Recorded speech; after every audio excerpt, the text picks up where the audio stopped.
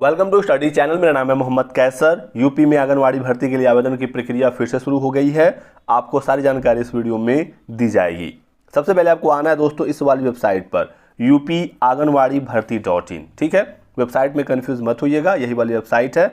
आपको बहुत सारी फर्जी वेबसाइट्स देखने को मिल जाएंगी।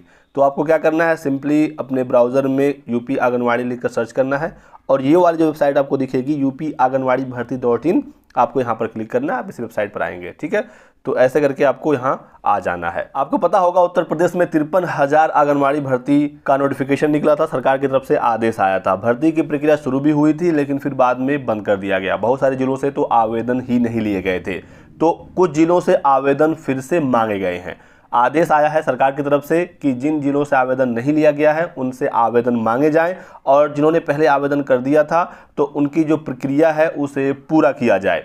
तो अब मैं आपको यहाँ दिखाता हूँ कि कहाँ कहाँ से आवेदन शुरू हुआ है। देखिए यहाँ पर वेबसाइट पर आप जैसे ही नीचे स्क्रॉल करेंगे आपको कुछ जिले देखने को मिलेंगे, जैसे हमीरपुर। लास्ट डेट देखिएगा 15/10/2024, यानी 15 अक्टूबर हमीरपुर के लिए लास्ट डेट है आंगनवाड़ी भर्ती के लिए। अलग अलग जिलों की लास्ट डेट अलग अलग होती है, ये ध्यान रखिएगा। ये भर्ती जिलेवार निकाली जाती है, तो बहुत सारा कन्फ्यूजन लोगों को रहता है आंगनवाड़ी भर्ती से संबंधित, क्योंकि सेंट्रलाइज्ड यहाँ पर आवेदन नहीं होता है, अलग अलग जिलों से आवेदन होते हैं। बच्चे परेशान रहते हैं हमारे ज़िले में कब आवेदन होगा, कब भर्ती पूरी होगी, हमने आवेदन किया था कब पूरा होगा।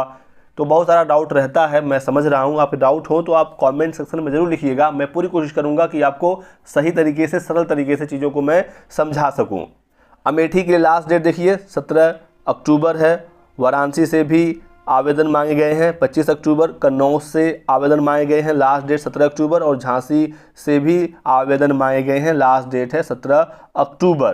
तो यदि आप इन जिलों के रहने वाले हैं तो आप यहाँ पर आवेदन कर सकते हैं। सबसे पहले आपको करना क्या है, मान लीजिए आप हमीरपुर के रहने वाले हैं, ठीक है, तो आप सिंपली यहाँ पर क्लिक करेंगे, एक PDF डाउनलोड हो जाएगा। तो इस प्रकार से नोटिस आपके सामने आ जाएगा, कार्यालय जिला कार्यक्रम अधिकारी हमीरपुर से और कारकतरी के रिक्त पदों का यहाँ पर पूरा आपको विवरण देखने को मिल जाएगा। टोटल 164 सीटें यहाँ पर हैं। आपको पता होना चाहिए कि कारकतरी के लिए सिर्फ महिलाएं ही आवेदन कर सकती हैं, तो किसी भी डाउट में मत रहिएगा। यहाँ पर बहुत सारी इन्फॉर्मेशन है, कुछ इंपॉर्टेंट चीज़ें मैं आपको बता दूँ तो केवल महिला अभ्यर्थी ही आवेदन कर सकती हैं। वेबसाइट मैंने आपको ऑलरेडी बता दिया।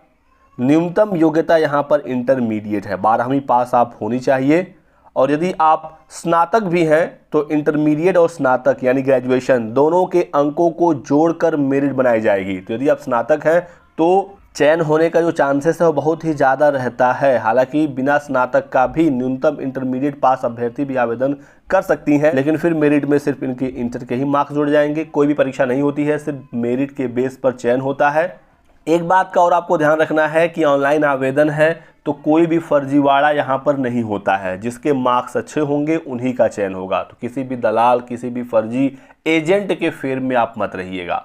बहुत सारे फ्रॉड लोग इस बीच में एक्टिव हो जाते हैं। जब भी आंगनवाड़ी भर्ती या इस तरीके की कोई भी भर्ती आती है तो आपको उनसे बच के रहना है। जो भी डिटेल आपको भरना है आवेदन में वो बिल्कुल सही भरना है। मार्कशीट में जो आपके मार्क्स हैं वही आपको भरना है, क्योंकि बाद में वेरिफिकेशन भी होगा। ठीक है, किसी फर्जी मार्कशीट के चक्कर में या गलत तरीके से आवेदन आप ना करिए, नहीं तो बाद में आप पकड़े जाएंगे, नौकरी तो जाएगी ही जाएगी, केस वगैरह भी हो जाएगा, जेल भी हो सकती है। चलिए आगे बढ़ते हैं। तीसरा पॉइंट बताया गया है कि आप जिस वार्ड या ग्राम की निवासी हैं आप वहीं से आवेदन करेंगे, दूसरे गांव से आप आवेदन नहीं कर सकते। ठीक है, और चौथा बहुत ही इंपॉर्टेंट है, विधवा या कोई तलाकशुदा महिला है या गरीबी रेखा के नीचे जीवन यापन करने वाली कोई अभ्यर्थी है तो पहले इनको वरीयता दिया जाएगा। यदि कोई विधवा या तलाकशुदा या गरीबी रेखा के नीचे कोई जीवन यापन करने वाली अभ्यर्थी है तो पहले इन्हीं को नौकरी मिले। यदि ये महिलाएं आवेदन नहीं करती हैं, आपके ग्राम सभा में नहीं है, तो ही जाकर जो सामान्य महिला होंगी उनको मौका मिलेगा।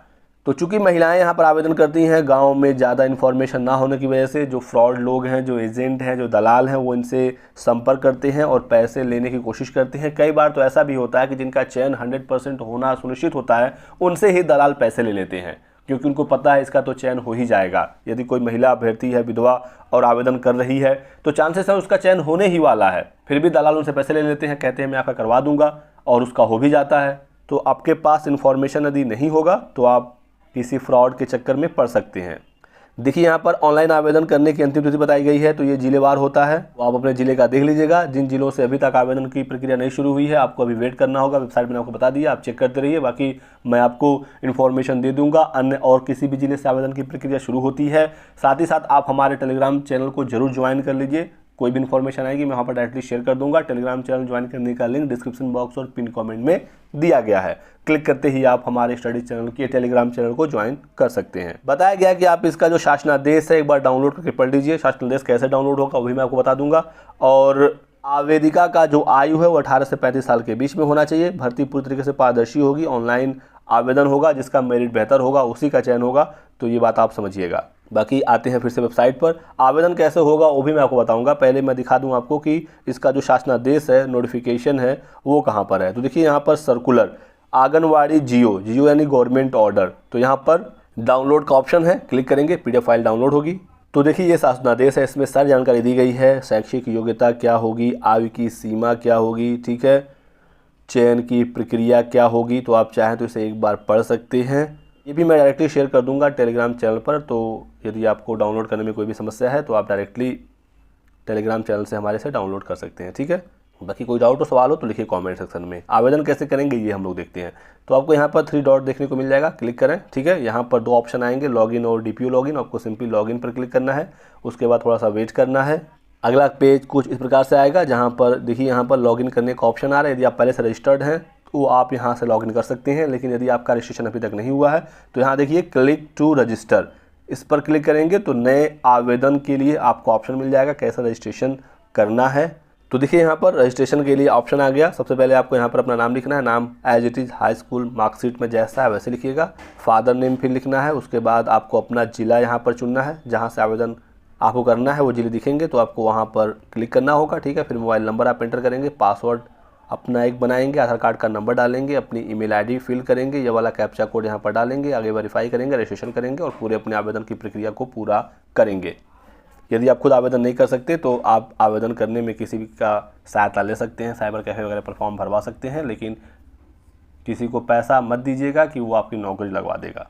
तो यही कुछ जानकारी थी जो आप लोगों को देनी थी। वीडियो को लाइक कर दीजिएगा, चैनल को सब्सक्राइब जरूर करें और हमारे साथ बने रहें। Thanks for watching.